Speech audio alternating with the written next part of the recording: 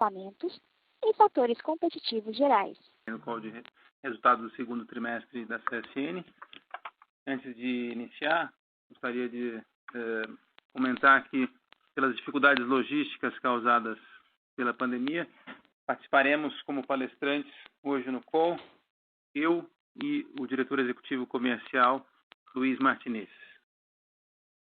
Antes de entrarmos nos destaques do período, também vale ressaltar que continuamos no contexto da pandemia e gostaria de aproveitar o call de resultados para atualizar o mercado sobre os impactos da pandemia na companhia, tecendo de início um elogio aos nossos gestores operacionais que têm conseguido resultados bastante positivos nessa gestão de crise, nesse ambiente tão difícil e conturbado.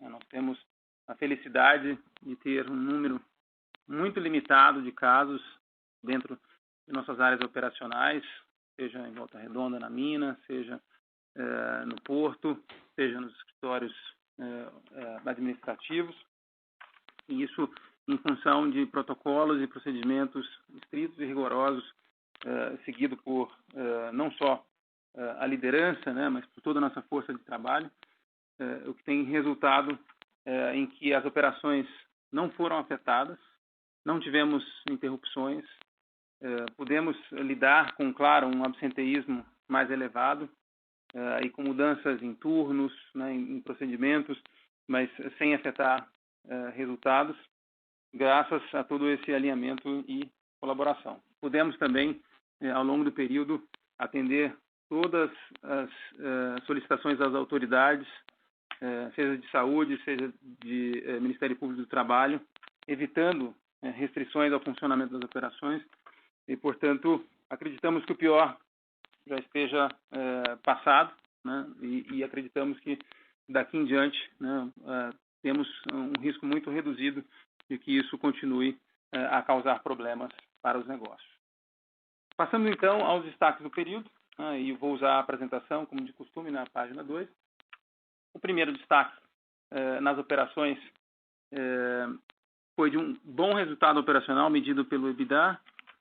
Em particular, a surpresa positiva não esteve no nosso negócio que tem gerado a maior parte de resultados, que foi a mineração, mas sim na siderurgia e nos demais negócios. Nós tivemos um início de trimestre muito afetado por quarentenas e lockdowns em grandes cidades e mercados de atuação, e a impressão inicial era de um impacto bastante profundo, inclusive em resultados financeiros, seja na siderurgia, seja no cimento. E o que se revelou foi uma recuperação mais rápida do que se imaginava, do lado da demanda, com certeza, mas também uma estabilidade de preços, como veremos, e nenhuma descontinuidade nas operações. Isso permitiu uma recuperação sequencial, inclusive de resultados operacionais, que, aliado à esperada recuperação de volumes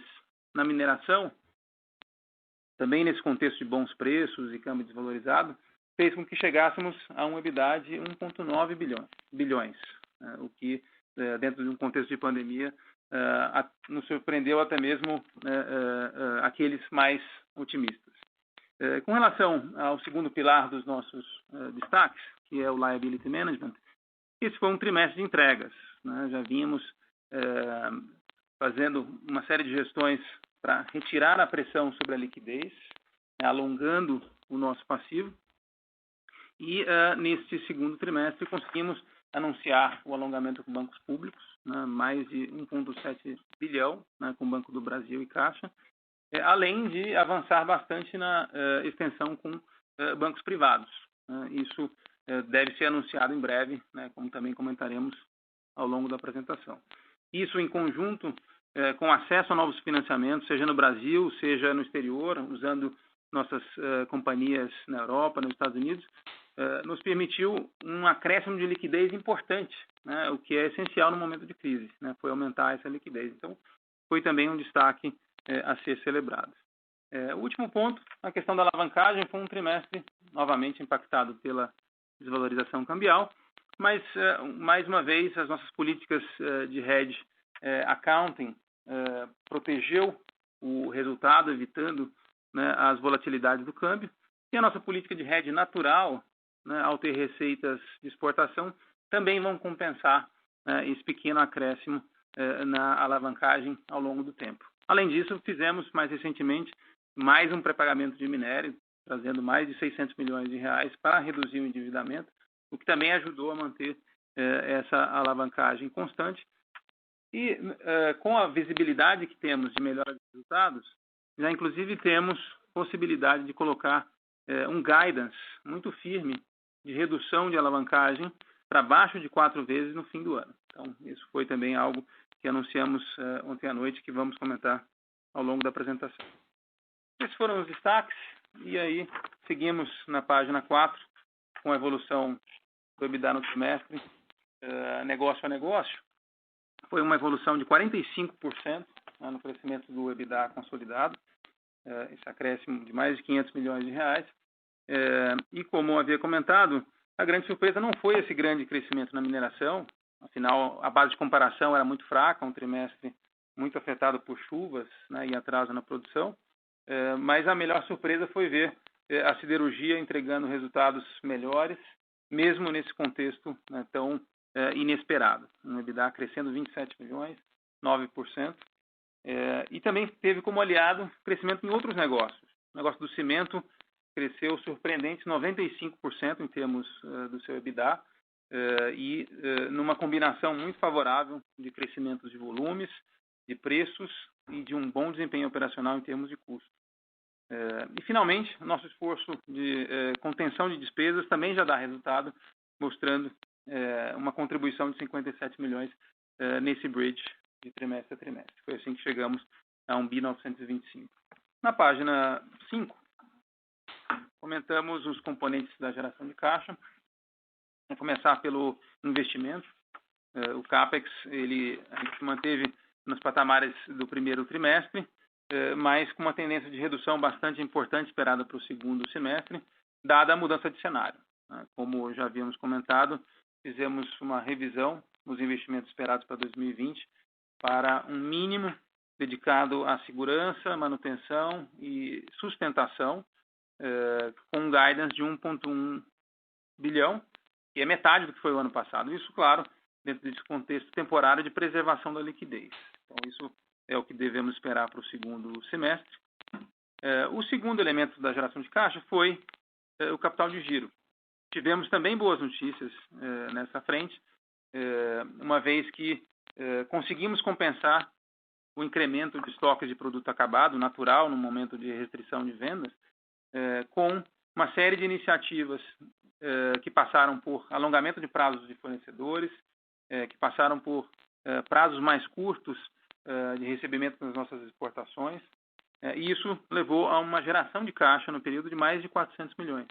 Isso ajudou bastante nessa geração que vemos no gráfico abaixo, que ficou em 1,4 bi, que se compara bastante favoravelmente aos trimestres anteriores. Conseguimos acelerar essa geração de caixa mesmo nesse trimestre tão diferente. Passando para a página 6, vemos que essa geração de 1,4 bilhão foi essencial para compensar o crescimento da dívida que veio de um câmbio mais desvalorizado. O câmbio saiu de 5,20 no final do primeiro trimestre para 5,44, e isso aumentou o nosso endividamento, que é 70% em dólares, em um número parecido, 1,48.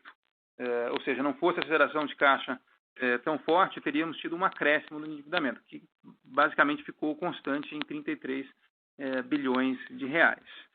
Mas, como já comentei, essa elevação ela vai ser mais do que compensada por um crescimento no EBITDA. É assim que funciona o nosso hedge natural, uma vez que nossa geração de caixa em dólares também está na casa dos 65% a 70%. Ou seja, o que esperamos para os próximos 12 meses é de um crescimento mais do que proporcional, o que vai fazer com que a relação dívida líquida EBITDA desça naturalmente aos patamares anteriores a essa desvalorização cambial. Por isso é que conseguimos colocar já esse novo guidance de estar no final do ano abaixo de 3,75 vezes. Esperamos realmente uma evolução rápida nesse sentido, ainda sem iniciativas financeiras.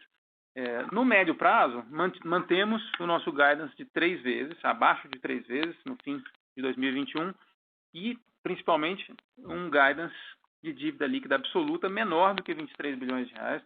Entendemos que é desafiador reduzir 10 bilhões de reais de dívida do balanço, mas vamos conseguir com a geração de caixa que esperamos e também, aí sim, com iniciativas financeiras que vamos entregar até o final do próximo ano. Um outro ponto a se destacar é o aumento da liquidez.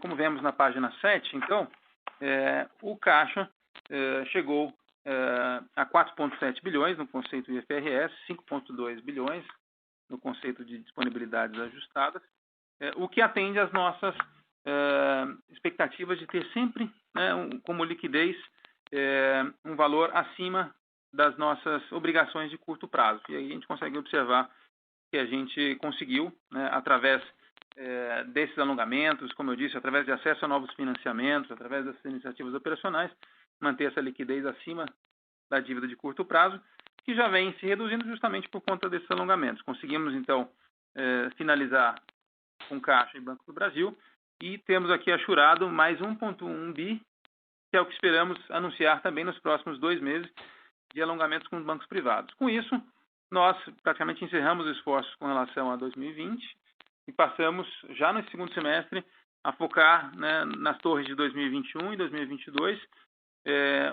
onde temos ambições grandes, ou seja, queremos, em breve, ter um endereçamento completo dessas amortizações para reduzir a pressão sobre o curto prazo. Acreditamos que estamos num bom momento de liquidez global, vamos continuar lançando mão dessas iniciativas financeiras para reduzir a alavancagem e trazer liquidez, e nesse contexto vamos conseguir, temos certeza, estender grande parte dessas amortizações esperadas para 2021 e 2022, já no segundo semestre. Bom, com isso passamos então aos destaques por negócio, começando na página 9, pela siderurgia, onde vemos que, naturalmente, tivemos uma redução de volumes, um volume consolidado de 1.003.000 toneladas, equivalendo a uma queda de 12%. Porém, há sim o que se comemorar, ou seja, no mercado interno tivemos uma queda de 20%, quando no início da crise, o próprio Instituto Aço Brasil previa reduções de até 40%. Afinal, o que vimos foi uma redução de 29%, mas ainda assim conseguimos mostrar uma redução menor do que o mercado. Isso por conta da nossa diversificação em termos de produtos, em termos de setores, não tão expostos aos setores mais afetados pela crise, como automotivo, linha branca. Com isso, conseguimos evitar o pior. Também a nossa diversificação geográfica ajudou. Conseguimos, mesmo nesse contexto do mercado de aço global muito enfraquecido, aumentar exportações. Crescemos 7%, contribuiu para mitigar essa queda de volumes, usando os nossos canais de exportação via subsidiárias em Portugal e nos Estados Unidos, e também exportações diretas, se aproveitando de um câmbio mais desvalorizado. No que toca a preços, também tivemos um bom resultado, ou seja, uma queda de volumes de 12% foi quase que totalmente compensada por preços médios 10% acima sequencialmente, de maneira que a receita ficou apenas 3% abaixo, isso em função de um ambiente global de preço de aço surpreendentemente resiliente. Nós temos como grande fator, claro, a recuperação em V do setor industrial na China, o que tem se traduzido em produções e vendas de aço recordes naquele país, a ponto de a China ter se tornado importadora de aço pela primeira vez em 11 anos, no mês de junho. Isso tem sustentado preços internacionais num nível interessante e trazendo, numa paridade com o preço interno, espaço para repassos de custo, que foi o que fizemos agora, inclusive em julho, e que ainda não estão refletidos aqui. Certamente o Martinez comentará a respeito durante as perguntas e respostas. Com isso, conseguimos avançar no EBITDA, 6%, mesmo nesse ambiente tão desafiador. E vale o comentário que com uma melhora significativa no negócio no Brasil, porque com os negócios na Europa e Estados Unidos sofrendo mais, o crescimento do EBITDA consolidado se deve principalmente a um crescimento desproporcional no negócio no Brasil. E não só o negócio de aços planos, mas também o negócio de aços longos. O negócio de aços longos foi totalmente transformado de um ano para cá em virtude de melhorias operacionais, além, claro, da resiliência na construção civil, e já respondeu nesse trimestre quase a 10% do nosso resultado aqui no Brasil. Seguindo, na página 10, o outro lado muito favorável no trimestre foi o lado operacional na siderurgia. Finalmente, nós estamos colhendo os frutos da reforma do alto forno, que nos penalizou de maneira significativa no ano passado. Agora, passado inclusive eventos extraordinários do primeiro trimestre, houve excesso de chuvas que causou disrupções operacionais, houve o apagão com a Light. Esse foi um trimestre muito mais estável, onde o alto forno 3 pôde mostrar sua capacidade. Então, com isso, tivemos uma produção crescente.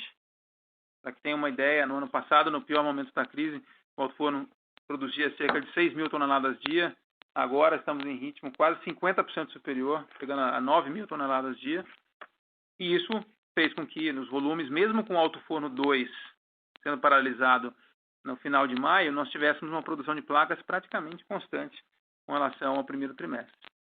E isso, logicamente, tem sido traduzido em custos mais competitivos. No trimestre tivemos praticamente uma estabilidade em reais, mas isso se deveu a matérias-primas, como o minério de ferro, incrementando em seu preço e, claro, a desvalorização cambial. Mas em dólares, nós vemos que tivemos aí esse custo de placa abaixo de $390, que foi um indicador não alcançado nos últimos 2 anos e meio, pelo menos. Com isso, o EBITDA por tonelada segue melhorando e a tendência é que esses custos continuem melhorando também no terceiro trimestre, afetando também a nossa rentabilidade por tonelada de maneira positiva. Na página 11, comentamos sobre a mineração, que, como prevíamos, deu um salto importante frente a um número muito anormal no primeiro trimestre, totalmente impactado por chuvas e atrasos em novas frentes de lavra. Conseguimos recuperar, inclusive de maneira mais rápida do que prevíamos, uma vez que essas novas licenças só foram obtidas no meio do trimestre, mas ainda assim conseguimos esse crescimento. E esse crescimento veio também em função de cargas de oportunidade de minério de teor de ferro mais baixo. O momento atual do preço do minério é tão favorável que mesmo cargas com teor de ferro abaixo de 60%, abaixo de 58%, têm obtido margens surpreendentes. Isso fez com que pudéssemos usar essas cargas com oportunismo, ajudando aí receitas e margens por tonelada, mas fez com que a realização de preços fosse marginalmente afetada. Por isso que vemos que o preço realizado em dólares foi marginalmente inferior ao do trimestre anterior, mesmo no ambiente onde o indicador Platts subiu, mas com um impacto bastante positivo sobre rentabilidade, e assim conseguimos demonstrar aí esse crescimento de 54% no nosso EBITDA, que foi o segundo melhor EBITDA da unidade de mineração na história.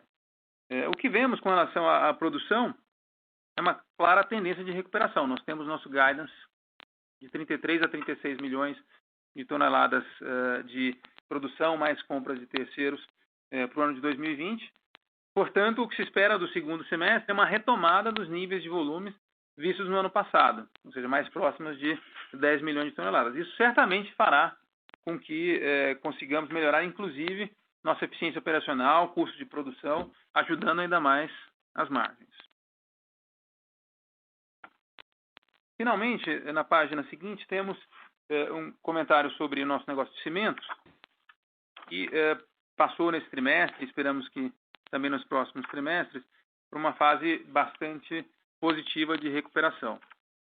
O que temos observado é uma aceleração de projetos de reforma, manutenção e de certos projetos de construção civil que estavam parados, se aceleraram durante a pandemia, fazendo com que a demanda por cimento crescesse muito rápido. de maneira que até em junho tivemos um crescimento de 24%, que não se via havia muitos anos.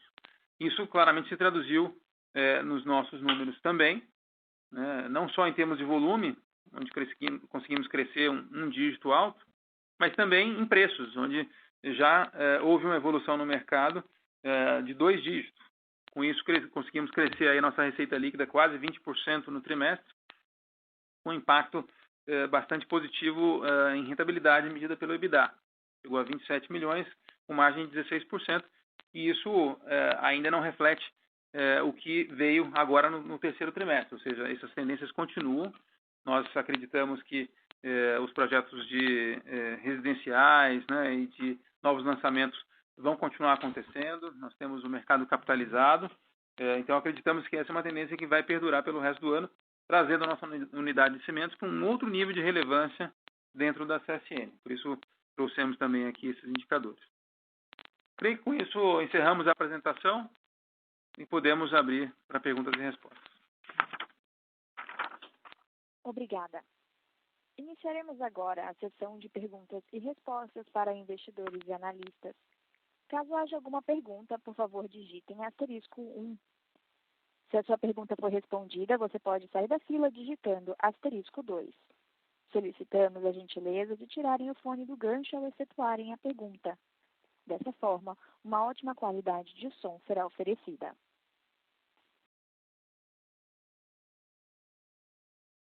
Nossa primeira pergunta vem de Thiago Lofiego, do Bradesco BBI. Bom dia a todos, obrigado. Tenho 2 perguntas aqui. A primeira em relação aos volumes da mineração nos próximos trimestres, né? Como é que a gente deve pensar nessa evolução? Queria entender se as questões de autorizações de lavras, né, que vocês sofreram aí no primeiro semestre, se já estão resolvidas e se a gente deve ver, de fato, um ramp-up forte aí de produção no ano e se trabalhar com 35 milhões de toneladas, mais ou menos, ainda é factível para esse ano.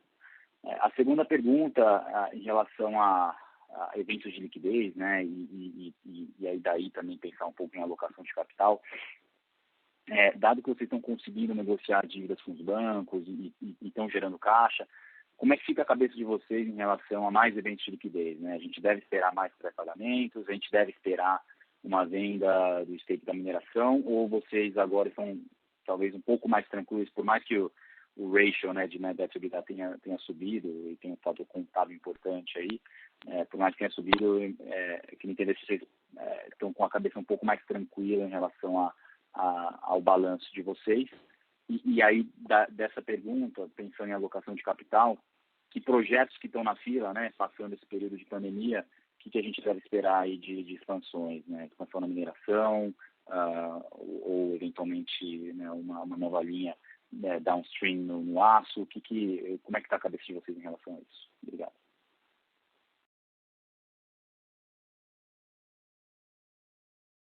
Senhoras e senhores, por gentileza, aguardem a reconexão do palestrante.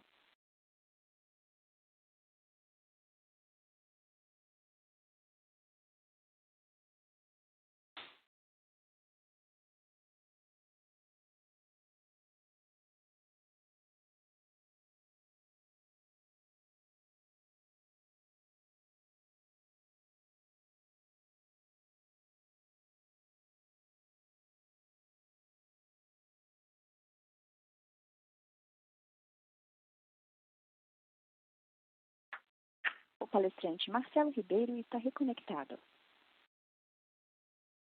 Oi, Marcelo, você quer que eu repita a pergunta? Eu entendi que a primeira era sobre volumes da mineração e segundo, eventos de liquidez, é isso? Isso, e aí depois eu vim de liquidez, só complementei pensando em alocação de capital, né? Se vocês, enfim, nesse contexto de balanço com uma tendência de melhora, como é que vocês estão pensando na alocação de capital para frente, né? A gente deve começar a pensar já em vocês executarem a expansão da mineração, a linha de galvanização lá de galvanizados, né, na siderúrgica. Então, só para entender como é que está a cabeça de alocação de capital também. Perfeito. Obrigado pelas perguntas. Em relação ao volume de mineração, como eu mencionei, nosso guidance de 33 a 36 milhões continua mais válido do que nunca. Inclusive, como nós temos conseguido compras de terceiros, né, de maneira bem sucedida, né, em volumes até maiores que no ano passado, e como temos essas cargas de oportunidade, né, de minérios com teor um pouco mais baixo, com margens muito boas, né, estamos bem otimistas, né, de estar dentro desse range, mas mais para os números que você mencionou, Thiago. Então, com relação a eventos de liquidez, nós não abandonamos o nosso objetivo, né, de estar abaixo de 23 bilhões para o ano que vem. E isso, como eu comentei durante a apresentação, vai exigir, sim, né, ou venda de ativos ou abertura de capital de subsidiárias, ou ambos, né? Então, continuamos trabalhando nisso, né? Vamos estudar, né, realmente o IPO da mineração, como já comentado. O momento é favorável do ponto de vista de mercado de capitais, de liquidez global e mercado de minérios. Então, estamos em pleno período de análise a esse respeito. A venda da subsidiária da Alemanha ainda é uma possibilidade, né? Nós simplesmente demos uma pausa, dado o momento da pandemia e o verão europeu, mas continua aí nas cartas, vamos dizer assim, além de outras possibilidades, né? Um streaming de minério, né? As ações da Uzi Minas, enfim, não há segredo aqui, são ativos que já estavam como parte dos nossos planos e que lançaremos mão, sim, né, para chegar nesse endividamento. Para poder, e aí já respondendo a segunda parte da segunda pergunta, investir, ou seja, estamos fazendo isso para buscar oportunidades de crescimento atrativas, né?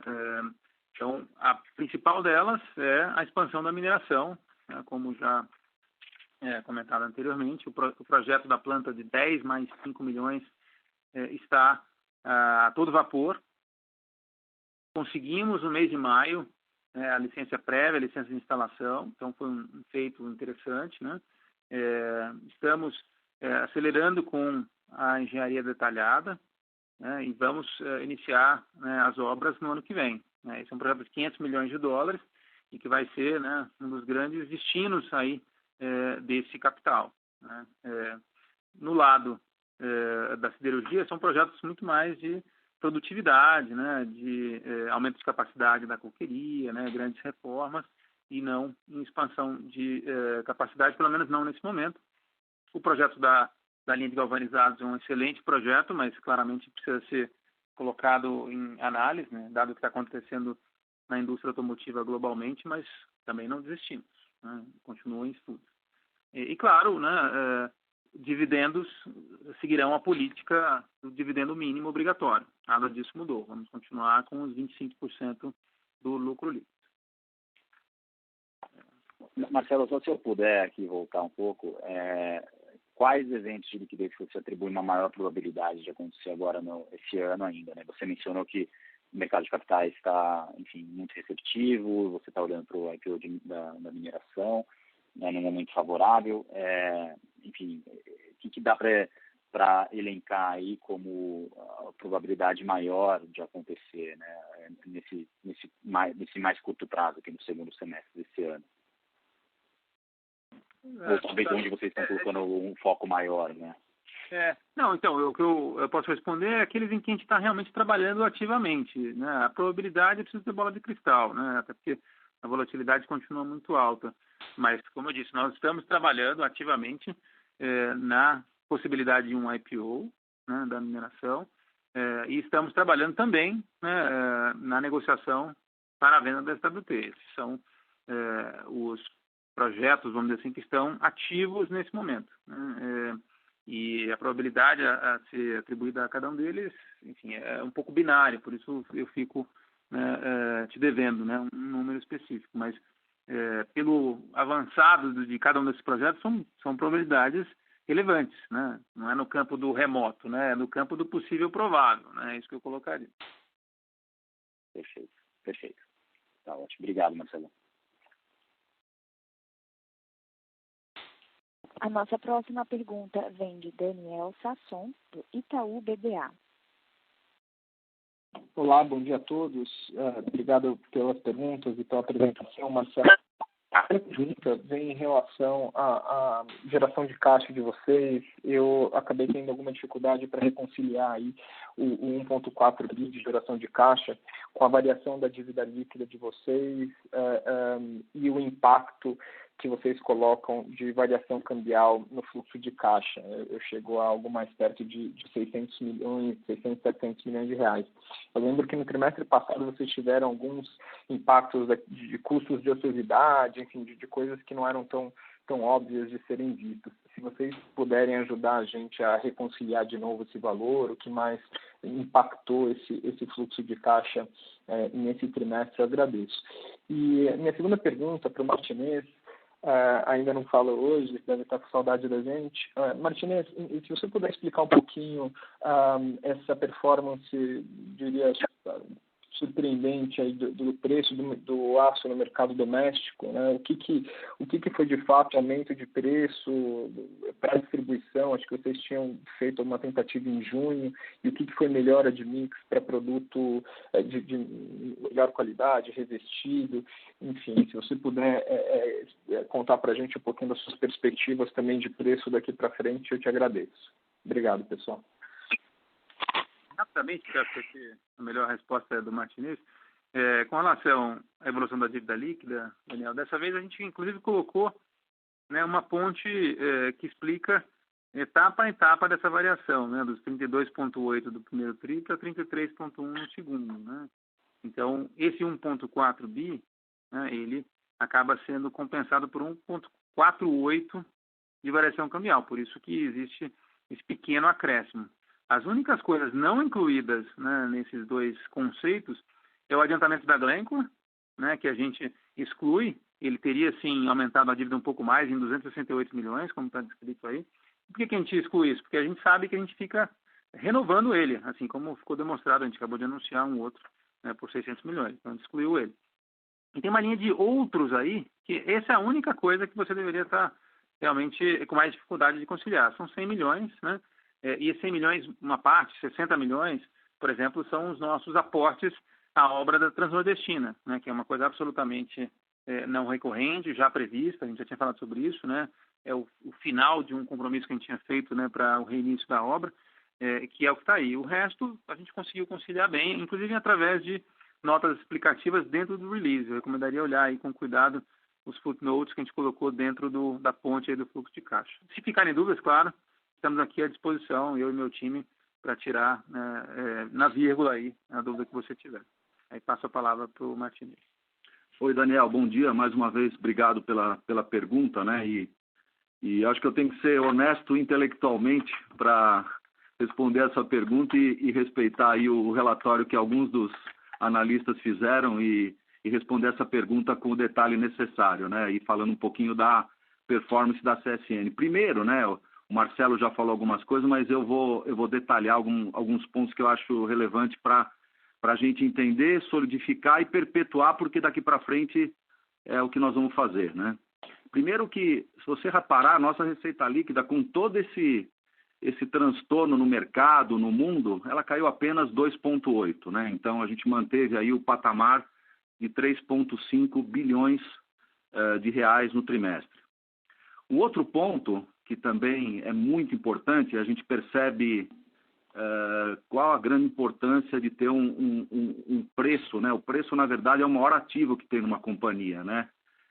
O preço hoje, nós chegamos a um preço de 3.430, quer dizer, 10%, sendo que no MI, também nessa situação muito desfavorável e muito desafiadora, a gente teve que ser muito mais do que resiliente, teve que ser tenaz mesmo, para dobrar e não quebrar, né? E no semestre também, Daniel, a gente, apesar de tudo isso ter caído 20% no trimestre, no segundo, a gente caiu no semestre 12%, que é algo bastante positivo no meu modo de entender. Entrando um pouquinho no detalhe do que a gente fez, eu acho que a grande sacada aí, na verdade, a gente nunca teve um mix tão forte de valor agregado. a gente chegou a 53% da nossa venda de aços planos.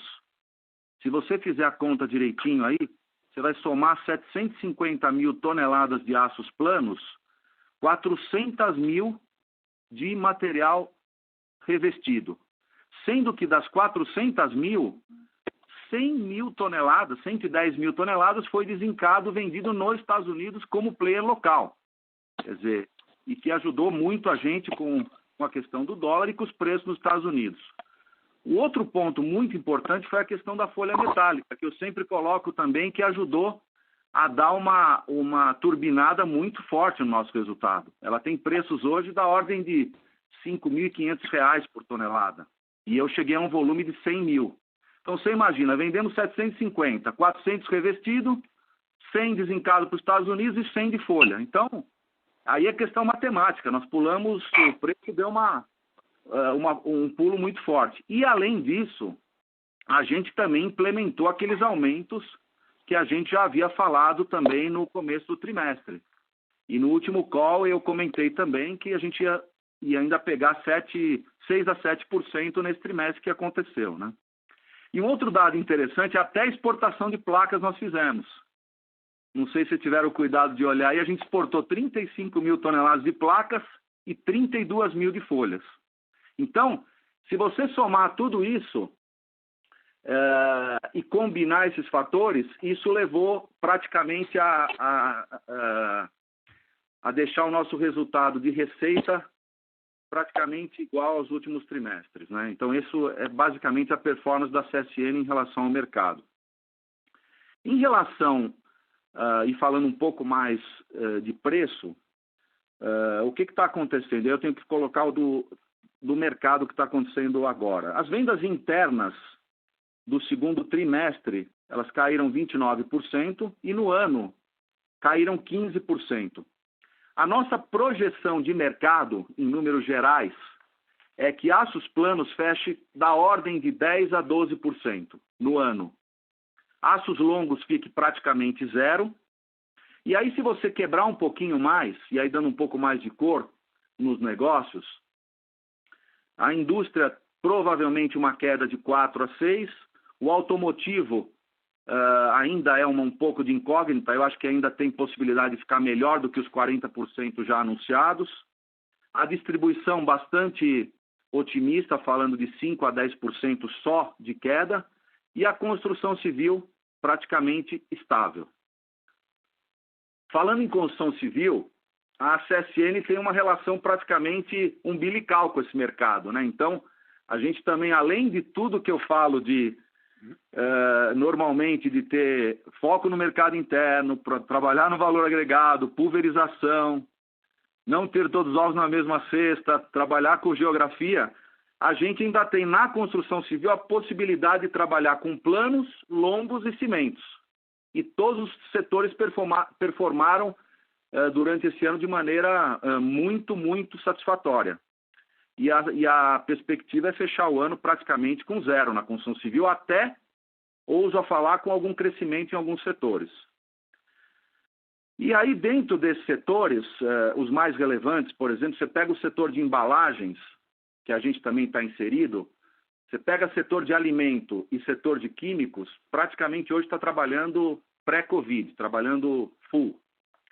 Setores como implementos agrícolas, implementos rodoviários, que tiveram uma baixa logo no começo da pandemia de 30%, já estão hoje com patamares de utilização de 80% a 90%, caminhando para um quarto tri, dando tudo certo, da ordem de 95% a 100%. E setores de consumo como linha branca, que praticamente, com a mudança dos hábitos de consumo, das pessoas ficando mais em casa, etc., tiveram as vendas praticamente normais aí no segundo tri, com perspectivas excelentes no terceiro e no quarto tri. O único setor que ainda puxa a demanda de aço para baixo, e que a CSN hoje tem uma participação relativamente baixa, e que no segundo trimestre ficou com apenas 5%, é o setor automotivo, que ainda fala de um uma queda de 40%, mas o mês passado já emplacou 160 mil carros, que não é nada mal para uma retomada. Há quem diga que no terceiro e no quarto tri esse patamar já passe para 80%. Então, e máquinas e equipamentos, que é um setor também muito relevante, fala em fechar o ano com 90%. Então, eu fiz questão de dar um pouco mais de detalhe, de cor nesse negócio, porque é isso que vai nortear o nosso segundo semestre. Então, as perspectivas são muito boas em relação a mercado, né? Perfeito, Martinez. Desculpa. É isso. Desculpa. Não, perfeito. Só para ter certeza de que eu entendi a parte de preços no mercado doméstico, então os preços hoje na distribuição, na ponta, eles estão 7% acima do que estavam no final do primeiro trimestre, é isso? E você vê a possibilidade de novos aumentos agora no curto prazo, durante o terceiro trimestre? Então, nós implementamos, Daniel, 10% de preço, 10% em julho, tá? Na distribuição. Agora, dia 1º de setembro, nós vamos implementar um novo aumento na distribuição, que dependendo do produto vai variar de 10% a 12,5%. Esse é um novo aumento, tá? O de julho está completamente efetivado.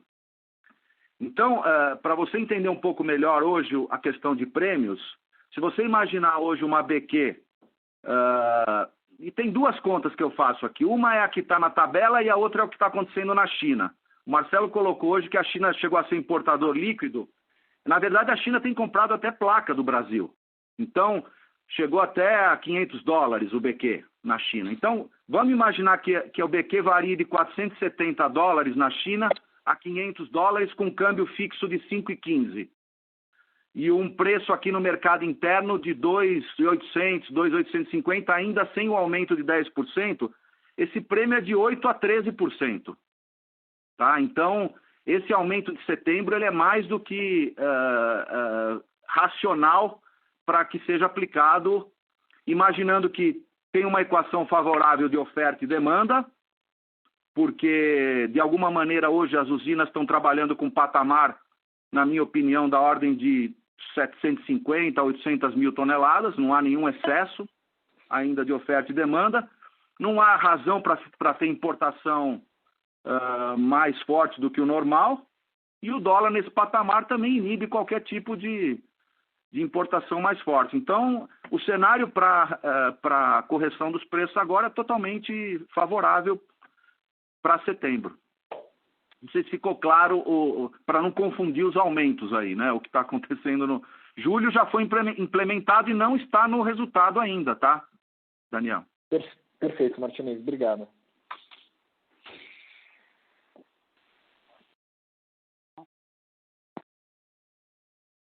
Our next question is coming from Mr. Carlos de Alba with Morgan Stanley. You may proceed.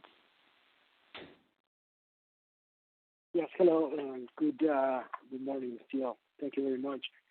So my first question is, Marcelo, maybe coming back to the cash flow statement, there was about $604 million change in working capital that helped the cash flow operations in the quarter.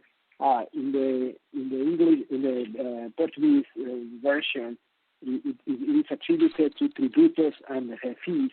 So I wonder if you can explain a little bit more what that is, given that it's about a little bit more than a third of the cash flow generation in the quarter.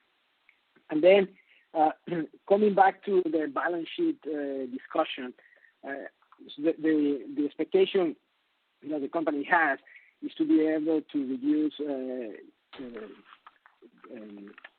net debt and net debt to EBITDA to 23 billion and 3 times by the end of next year.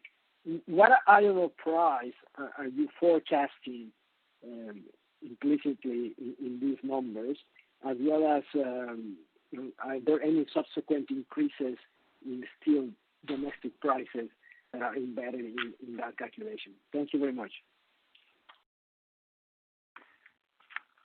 Carlos, obrigado pela pergunta. Com relação ao fluxo de caixa e capital de giro, como eu mencionei na apresentação, a gente teve variações importantes em cima de iniciativas intencionais, ou seja, nós fizemos gestões pontuais nesse trimestre para aumentar a liquidez, né? Então, no caso do estoque, o estoque de produto acabado cresceu, mas fizemos gestões importantes para reduzir a margem de cobertura em sobressalentes, em matéria-prima, evitando um aumento ainda maior de estoques. E do lado do passivo, fizemos um alongamento importante com fornecedores, negociado com fornecedores que podem suprir esse alongamento, principalmente fornecedores internacionais, de carvão e coque, né, e pelota, e isso ajudou de maneira significativa também, né, no fluxo de caixa. Do lado dos recebíveis, temos aí a sorte de ter recebíveis de volume na mineração, com cartas de crédito confirmadas, o que torna esse tipo de recebível uma moeda bastante líquida, né? Então, em algumas situações, conseguimos antecipar esses recebíveis sem custo, outras com custo financeiro muito baixo. E isso foi, né, que trouxe esse fluxo de caixa tão significativo. Em menor monta, o que ajudou também foram as ações de apoio, né, do governo à liquidez. Então, esse diferimento, né, por exemplo, de impostos e de taxas e de contribuições previdenciárias também ajudou. Então, esse conjunto de ações é que levou a que tivéssemos esse capital de giro ajudando de maneira tão significativa. Com relação às projeções, o que temos em termos de minério é basicamente a curva de consenso, ou seja, é o consenso da projeção dos analistas, né, que para o ano que vem projeta um Platts por volta de $75, né? Então, não estamos inventando nada, acreditamos que esses números são conservadores no dia de hoje, né? E as outras premissas igualmente, ou seja, em termos de câmbio, estamos usando as premissas de câmbio do mercado, né, como previsto na pesquisa Focus do Banco Central. Em termos de preços de aço, são os preços atuais, né? Não prevemos novos aumentos. Então, é isso que está incluído nas nossas projeções.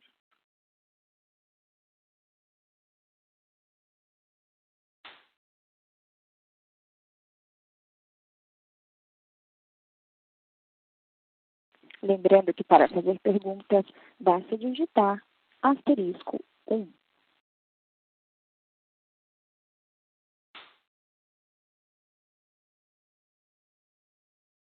A nossa próxima pergunta vem de Thiago Ogeia, de Goldman Sachs. Oi, bom dia a todos, obrigado pelas perguntas. Eu tenho primeiro uma pergunta para o Martinez, né, essa questão aí da situação de supply e demand de aço. Primeiro, né, teve uma reação geral do setor de fechar a capacidade devido, né, ao avanço do coronavírus, e agora parece que a demanda está surpreendendo para o lado positivo, né? Então, queria entender um pouquinho do Martinez como que ele vê a volta dessa capacidade e se isso, de repente, pode aumentar a competição por preços e aí frear um pouco, talvez, esses aumentos, apesar da paridade tão descolada. E a minha segunda pergunta é sobre a mineração. A gente viu, na verdade, um aumento de volume, né? Mas o custo por tonelada ele subiu. Acho que tem aquela questão do conceito de ociosidade que foi aplicado no primeiro TRI, mas se puderem clarificar um pouquinho melhor por que o custo subiu e a qualidade caiu, seria importante. Obrigado. Oi, Thiago. Bom dia. Na verdade, as contas que eu tenho hoje de capacidade, na verdade, hoje você tem Usiminas operando com alto forno, Arcelor operando também com alto forno, já anunciou a retomada de um outro alto forno dedicado à exportação. A Gerdau tem um alto forno, mas uma parte é dedicada para longos e outra parte para planos, né? Então está bem delimitado o que ele vai fazer aí. E a CSN. Somando toda essa capacidade hoje que está instalada, atual, e que está operando, na minha conta, essa oferta hoje de aço, ela está da ordem de 750 a 780 mil toneladas por mês. que é uma oferta que consegue, que dá para atender o mercado hoje. Porque, além disso, também a gente tem 2 players no mercado nacional que são fornecedores de placa, né? Então, você tem uma Ternium e tem a Companhia Siderúrgica do Pecém, que também podem fornecer placa. E, além disso, também tem a possibilidade ainda da volta do alto forno, tanto da Usiminas quanto da CSN. Então, eu acho que, obviamente, oferta e demanda é uma equação, é uma curva importante para a gente implementar o aumento de preço, mas eu não acredito que seja um obstáculo para colocar esse aumento de preço em setembro, porque ele vai ser muito mais turbinado pela demanda da China, porque hoje, por exemplo, a gente tem um preço na China que o CRU, o Platts, eles estão prevendo, não prevê nenhum preço na China no segundo semestre menor que $500. Com $500 e dólar de 5,15, o preço atual da BQ tem um prêmio negativo em relação ao importado que varia de 9% a 12%. Então, o aumento de setembro ele tem que ser feito rápido e tem que emplacar em toda a cadeia de valor. É uma questão aí de custo e não tem como ficar para trás. Agora, a capacidade, obviamente, ela tem que ser cuidadosamente entendida, porque aí tem que olhar por linha de produtos também, porque a importação, nesse cenário, ela acaba chegando no país e ela acaba atingindo a CSN, porque a maioria do que vem é material galvanizado.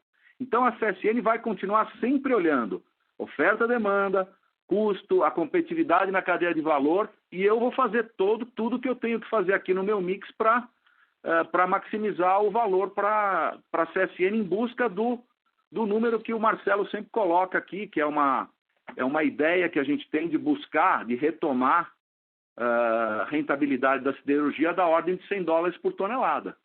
É uma ideia que a gente tem, não é uma projeção, mas é um número que a gente busca hoje, ok? Então, eu não acredito que seja um empecilho, não. Respondida a pergunta, Thiago? Não, respondido, está claro. Se puder clarificar aí sobre a mineração, eu agradeço. Tá. Mas sobre a mineração, você tem toda a razão. A comparação sequencial dos custos do segundo com o primeiro TRI não é muito útil, porque o primeiro TRI foi muito distorcido pelos altos custos com a ociosidade, né? Então, realmente, esses custos, ao não pertencerem ao custo da mercadoria vendida, né, eles tornam a comparação um pouco injusta, né, do primeiro com o segundo TRI. Isso é um ponto. O outro ponto é que a gente também tem um acréscimo do custo do produto comprado. Ou seja, compramos minério a um preço mais alto, porque o preço subiu, né? Isso também torna o custo em reais um custo um pouco mais alto, né? Ainda que isso agregue bastante a margem.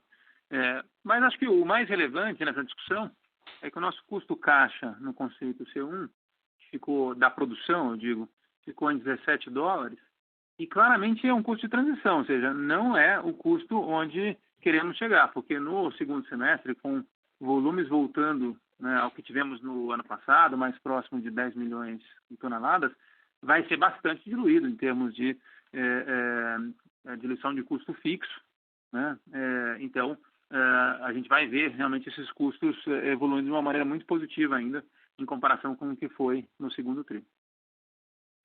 Entendi, Marcelo. Só para clarificar, então não tem nenhuma questão de stripping dentro da mina ou qualquer coisa assim. E o meu follow-up também é, vocês antes davam a quebra, né, do minério de terceiros. Você tem esse número para informar para a gente? Qual é o percentual de terceiros no trimestre? A gente parou porque a gente viu que a gente estava fazendo diferente do benchmark, né? Então a gente está tentando assim, ser transparente, mas ao mesmo tempo, né, protegendo informações estratégicas como é essa compra, né, de produtos de terceiros. Mas esse é um mercado que não vai mudar muito ano contra ano. Então, esse é o guidance que eu posso compartilhar com você, né, em 2020 versus 2019. Então, também respondendo a primeira pergunta, não houve nada na mina em termos de aumento de custo, é só essa transição mesmo para esses volumes maiores que a gente vai ver no segundo semestre, que aí sim vão levar os custos que a gente tinha no ano passado. Tá, já está claro. Obrigado. Próxima pergunta vem de Thiago Lufiego, do Bradesco BBI. Só um follow-up aqui rápido para o Martinez. Na verdade, a mesma pergunta que o Ogea já fez aí sobre dinâmica de oferta e demanda e aumento de preço de aço. Mas, Martinez, só para entender aqui, hoje você já está vendendo a 2.850 e esse é o preço que você está realizando depois do aumento de junho ou julho, não lembro exatamente agora. E aí, com esse 2.850, você ainda tem um prêmio negativo de 9% a 12%. É isso? Perfeito, é isso aí, Thiago. É exatamente isso. Tá. Então, hoje o preço atual de uma ABQ sem PIS/COFINS no mercado interno em torno de 2.800, 2.850. Esse é o preço. Considerando a ABQ na China 470 a $500, esse prêmio hoje é negativo em torno de 8 a 13, por isso que justifica um aumento, na minha opinião, de 10 a 12,5% em setembro. Tá? Dependendo do produto. Obviamente, zincado eu não tenho todo esse prêmio, eu tenho que ser um pouco mais cuidadoso, porque é onde eu quero também trabalhar um pouco mais o mercado e não deixar o importado caminhar na penetração do mercado interno. E aproveitando aqui, Martinez, e aumento para a indústria, né? Porque a gente está falando aqui dos aumentos para a distribuição. Né? Boa pergunta. Boa pergunta. Na indústria, eu tinha até esquecido isso daqui. Na indústria, nós estamos fazendo, tirando alguns clientes que a gente tem contrato, eu tenho uma participação muito pequena, né, em alguns setores automotivos, né? Então, a gente está fazendo 10% na indústria em agosto. Obviamente, a gente tem uma certa diferença, porque tem um jet lag aí da implementação, mas está sendo realizado também, porque senão o spread da distribuição para a indústria fica muito forte. E aí você começa a ter um confronto de canais da distribuição com a indústria. Fica muito difícil manter isso daí. E agora, na verdade, dia 1º de agosto, nós estamos entrando com um aumento no Galvalume, que é um produto que está praticamente saturado aqui no Brasil, e a gente está colocando também mais um aumento, que é basicamente para a construção civil e parte também para distribuição em linha branca. Entendi. E os aumentos para longos, então, tá nessa linha aí também, né? A gente vê uma também. Eu até esqueci de falar de longos. Longos, na verdade, a gente está trabalhando full, né? A gente é o menor do mercado, mas longos eu estou privilegiando. Na verdade, longos a gente tem, como cimento a gente tem hoje 20 mil clientes cadastrados, só para você ter uma ideia. A gente vende todo mês para 10 mil. Em longos, eu tenho praticamente 8 mil clientes todo mês em longos. Então, a gente está vendendo, eu vendo menos para mais clientes. Então, a gente está aumentando da ordem de 12% longos. A gente fez 6% mês passado e está fazendo 6% esse mês. Tá? Desculpa, 6 e 6. 6 e 6, E longos a gente está vendendo na média por mês, aí tem no balanço aí, mas você pode considerar daqui para frente uma média de 18 a 19 mil por mês. Aqui no Brasil, tá? Porque tem a Alemanha que eu não estou contando. Perfeito. Obrigado, Martinez. Obrigado. Próxima pergunta vem de Leonardo Correia, do BTG Pactual. Tudo bem, senhores? Boa tarde. Minha primeira pergunta para o Martinez. Martinez, só para, assim, aproveitando que você está aí na linha, está tendo uma grande discrepância nos dados do IABR versus do INDA, né? As grandes siderúrgicas uma queda de duplo dígitos, enquanto no INDA, na distribuição, a gente está vendo um aumento também de duplo dígito, 2 dígitos, né? Então, assim, só para... Assim, imagino que deva estar tendo alguma migração de volumes um pouco mais picotados e tal. Eu queria ver de você se tem alguma coisa a mais acontecendo no mercado e se essa mudança ela continua para frente. Queria ver, enfim, ouvir a sua leitura sobre esse movimento, essa discrepância que está muito grande entre os dados do IABR versus o INDA. E para o Marcelo, só uma pergunta pontual, Marcelo, para ajudar a gente nos modelos. Você falou do guidance de minério de ferro para 2020, né, que fica em 33 a 36 milhões. Se puder abrir 2021 e 2022, por favor, ajudaria. São as perguntas. Obrigado.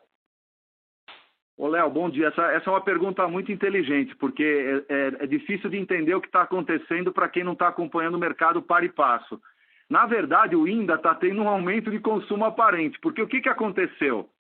Nessa crise toda, os clientes ficaram com receio de programar e de se planejar. Então, eles preferiram comprar da mão para a boca. Então, o distribuidor, como tinha um estoque no material e precisava também vender e realizar, ele começou a vender em quantidades fracionadas. Então, ele foi muito mais fácil o cliente acessar o distribuidor em quantidades menores, comprar e esperar um pouquinho e não se estocar. O que aconteceu simultaneamente agora é o seguinte: teve um certo descompasso por conta das outras usinas, que não a da CSN, que não parou a produção, foi a última a parar a produção. Teve um pouquinho de uma falta de planejamento das cadeias ajusantes na indústria, que além de se desestocarem, não planejaram corretamente. Os laminadores tiraram a produção e os clientes acabaram recorrendo à distribuição, porque tinham estoque. E se você imaginar o que aconteceu em junho, a distribuição, os distribuidores do INDA venderam um número absurdo porque o material estava todo estocado lá. Então, essa dinâmica, distribuição e indústria, é uma dinâmica normal quando acontece essa crise. Alô? Oi, estou aqui ainda, Martinez. Desculpa. Essa dinâmica INDA indústria acontece quando tem essas assimetrias de mercado. Mas foi exatamente isso que aconteceu, Léo. Não tem nada diferente disso. Eu acho que no segundo semestre começa a normalizar um pouco melhor isso daí, tá? Não sei se ficou claro para você o que eu coloquei aí. Não, tá ótimo, tá claríssimo, sim. Obrigado, Martinez. Ok, obrigado você. Léo, e com relação ao ano que vem, ainda é cedo, né, para a gente cravar, mas a expectativa é de um retorno aos nossos níveis que a gente considera normais, que foram os níveis alcançados no ano passado. Acho que você pode considerar como essa nossa expectativa por agora, e vai ser onde a gente vai estar flutuando, né, até a entrada do projeto de Itabirito, né, que é um ramp-up aí para primeiro 10 milhões, depois 15 milhões, a partir do segundo semestre de 2023. Então, com esses números, grandes números, a faixa que a gente trabalha aí para os próximos anos.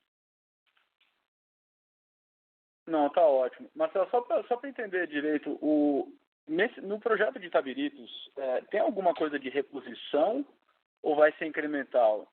Assim, refazendo minha pergunta, né, hoje a CSN, imagino eu, que tem uma capacidade ao redor de 40, give or take, 40 milhões de toneladas. Se não fizer um investimento, provavelmente fica nesses níveis aí de teto ao redor de 40 milhões de toneladas. Seria simplesmente somar 40 com 15 para chegar vamos dizer, na perpetuidade aqui em 55, ou tem alguma redução? Queria só que você deixasse esse ponto claro, porque acho que tem alguma dúvida com relação a isso, por favor. Não, por fora é isso mesmo, né? Por fora, ou seja, olhando os números consolidados, é para isso que a gente trabalha, né? A gente colocar esses 10 milhões como um acréscimo, né? Por dentro, o que vai acontecer? Uma substituição gradual, né, do nosso produto, né, de Sinterfeed, né, a partir da produção de hematita, para uma produção cada vez maior de pellet feed a partir de Itabirito. Então, a própria planta central, ao longo dos próximos anos, vai ter a sua produção convertida, né, desse Sinterfeed para pellet feed, de hematita para o Itabirito. Então, o desafio é fazer isto, né, sem ter nenhuma perda de carga ou produção e contar com esses 10 a 15 milhões como um valor marginal, né? A gente tem uma série de frentes e iniciativas para que isso aconteça. Então, em todos os nossos modelos, é assim que a gente projeta.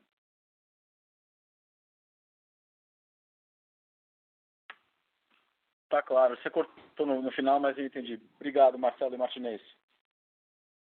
Ok. Próxima pergunta vem de Gabriel Galvão, da Credit Suisse. Opa, boa tarde, pessoal. Primeiramente, parabéns pelo resultado.